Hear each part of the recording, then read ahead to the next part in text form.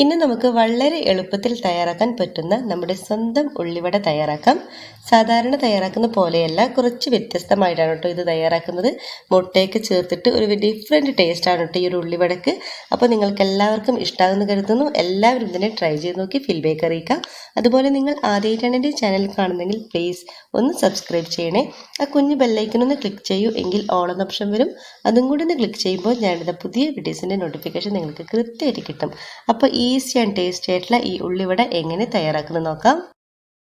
അപ്പോൾ നമ്മുടെ ഈ ഒരു സ്പെഷ്യൽ ഉള്ളിവട തയ്യാറാക്കാൻ വേണ്ടി നമുക്കൊരു ബൗളിലോട്ടേക്ക് 2 മുട്ട പൊട്ടിച്ചൊഴിക്കാം. 2 മുട്ടക്ക് 2 സവാള എന്താ കണക്കാണ് കേട്ടോ ഇതിന് പാകം. അപ്പോൾ നമുക്ക് മുട്ട തീരെ താല്പര്യമില്ലാത്തവർക്ക് ഒരു മുട്ടക്ക് 2 സവാള വെച്ചിട്ട് നമുക്ക് ചെയ്തെടുക്കാം. അപ്പോൾ ഇതിലോട്ടേക്ക് 2 മുട്ടയിലോട്ടേക്ക് ആവശ്യത്തിനുള്ള ഉപ്പ് ചേർത്ത് കൊടുക്കാം. പിന്നെ 1 ടീസ്പൂൺ ഇഞ്ചി വെളുത്തുള്ളി ചതച്ചത് ചേർത്ത് കൊടുക്കാം. പേസ്റ്റ് ആയാലും കുഴപ്പമൊന്നുമില്ല. ഉപ്പ് ചേർക്കുമ്പോൾ നമ്മൾ പ്രത്യേകിച്ച്, അതായത് ഉള്ളിക്കും കൂടിയിട്ടുള്ള ഉപ്പ് വേണം നമ്മൾ ചേർത്ത് കൊടുക്കാൻ. ഇത് നന്നായിട്ട് നമുക്കിതൊന്ന് ബീറ്റ് ചെയ്തെടുക്കാം. ഇനി ബീറ്റ് ചെയ്ത മുട്ടയിലോട്ടേക്ക് 3 ടേബിൾ സ്പൂൺ കടലപ്പൊടി ചേർത്ത് കൊടുക്കാം.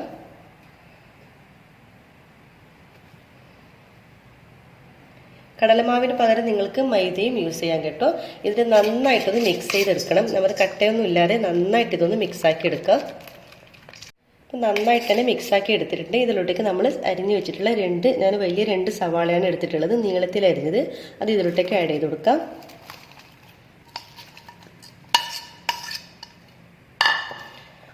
രണ്ട് ടേബിൾ സ്പൂൺ മല്ലിയില ചേർത്ത് കൊടുക്കാം. 1 പച്ചമുളക് ചെറുതായിട്ട് അരിഞ്ഞതും കുറച്ച് കറിവേപ്പിലയും ചേർത്ത് കൊടുക്കുന്നുണ്ട്. എന്നിട്ട് എല്ലാം കൂടി നന്നായിട്ടൊന്ന് മിക്സാക്കി എടുക്കണം.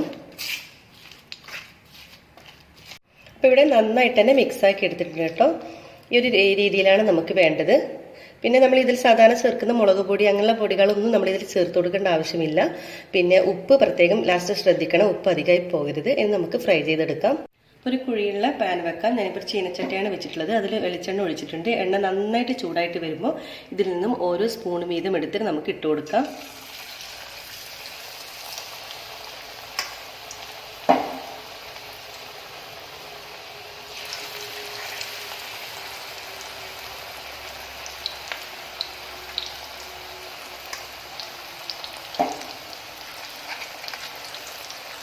ഒരു ഭാഗമാകുമ്പോൾ നമുക്കിത് തിരിച്ചിട്ട് കൊടുക്കാം. ഒരു ലൈറ്റ് ബ്രൗൺ കളർ ആകുന്നവരെ വെയിറ്റ് ചെയ്യാം.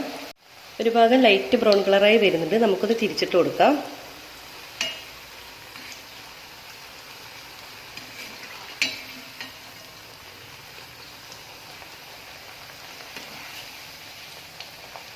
ആ ഒരു ഭാഗം കൂടി ആയിട്ടൊന്ന് വരട്ടെ.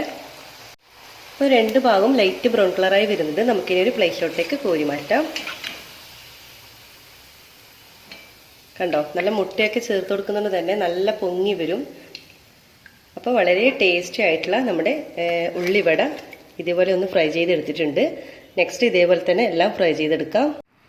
അങ്ങനെ വളരെ ടേസ്റ്റി ആയിട്ടുള്ള നിലക്കാറും മുറാന്നിരിക്കുന്ന നമ്മുടെ ഈസി ആൻഡ് ടേസ്റ്റി ആയിട്ടുള്ള നമ്മുടെ ഉള്ളിവട ഇവിടെ റെഡി ആയിട്ടുണ്ട്. കണ്ടോ, നല്ല ക്രിസ്പിയാണ് കേട്ടോ ഇത് പുറം. ഒരു പ്രത്യേക ടേസ്റ്റാണ്. നമ്മൾ സാധാരണ തയ്യാറാക്കുന്ന ഉള്ളിവടയിൽ നിന്നും വളരെ വ്യത്യസ്തമായിട്ടുള്ള ഒരു ഉള്ളിവടയാണ്. അതുപോലെ തന്നെ ഈസി ആയിട്ട് തയ്യാറാക്കാം. പിന്നെ ഇതിൻ്റെ ക്രിസ്പ്നെസ് എന്ന് പറയുമ്പോൾ ഒരു 10-15 മിനിറ്റ് വരെ ഈ ഒരു ക്രിസ്മസ് ഉണ്ടാവും കേട്ടോ. അതായത് നമ്മൾ കുറേ സമയം വെച്ച് കഴിഞ്ഞാൽ മുട്ട ചേർക്കുന്നതോടെ തന്നെ കുറച്ച് സോഫ്റ്റ് ആയിട്ട് വരും. അപ്പോൾ നമ്മൾ ചായ തയ്യാറാക്കുന്നതിന് കുറച്ച് മുൻപ് മാത്രം ഈ ഉള്ളിവട തയ്യാറാക്കാം. അപ്പോൾ നിങ്ങൾക്ക് എല്ലാവർക്കും ഇത് ഇഷ്ടമായി എന്ന് കരുതുന്നു. എല്ലാവരും ഇഷ്ടമായെങ്കിൽ ലൈക്ക് ചെയ്യുക, ഷെയർ ചെയ്യുക, കമൻറ്റ് ചെയ്യുക. അതുപോലെ ഇതുവരെ സബ്സ്ക്രൈബ് ചെയ്യാതെ കാണുന്നവരാണെങ്കിൽ പ്ലീസ് ദയവായി ഒന്ന് സബ്സ്ക്രൈബ് ചെയ്യണേ. ഇൻഷാ അല്ലാഹ് വീണ്ടും മറ്റൊരു നല്ലൊരു വീഡിയോയിലൂടെ വീണ്ടും കാണാം. അതുവരേക്കും എല്ലാവർക്കും ഒരിക്കൽ കൂടി താങ്ക് യു.